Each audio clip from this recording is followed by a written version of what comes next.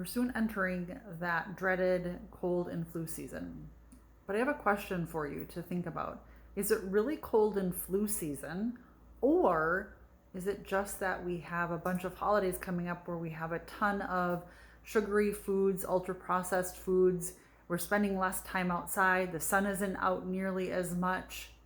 Is that causing the problems? Is that the reason why everyone gets sick in the fall and the winter?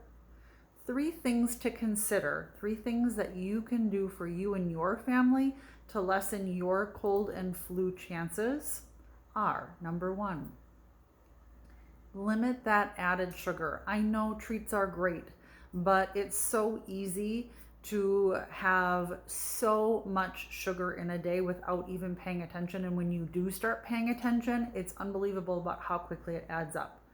According to the American Heart Association, women and children should be keeping their added sugar at or below 25 grams a day or less.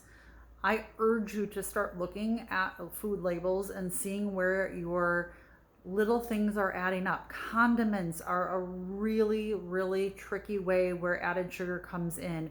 Sugary drinks, that's going to bring that added sugar right up. So be very careful of that, because when we're bringing in all of that added sugar, our body cannot keep up. And our body, if it's working on its immune system and keeping you healthy, and you're bringing in all of this excess sugar, your body is going to say, I can't take it all in, I can't do it. And then therefore your body is getting sick. So consider keeping that added sugar at or below 25 grams a day or less.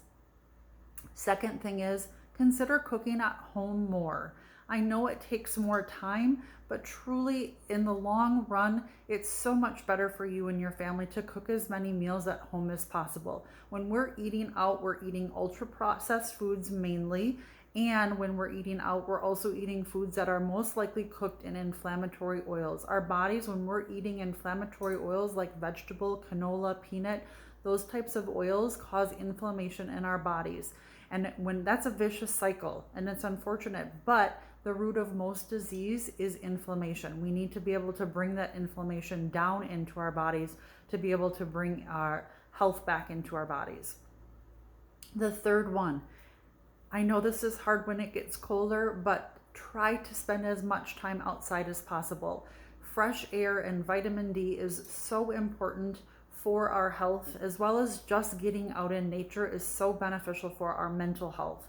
So bundle up, and even if it's like 30 minutes a day, and even if you have to do it in a couple of increments of 10 or 15 minutes at a time, I urge you to try and get outside a couple of times a day, and just get some fresh air, and that's going to help your health so much as well. So I wish you all the best with your health this fall and winter, and I hope you'll take me up on those tips as far as warding off the cold and flu season. If you are looking for recipes, just comment me or recipes, and I will send you a meal plan for 5 free recipes of that I've been using in my home that are just nourishing but yet delicious, and they're not complicated, and they're something that you could certainly bring in as a staple for you and your family. So comment me or recipes, and I'll send them your way. To your health. Take care.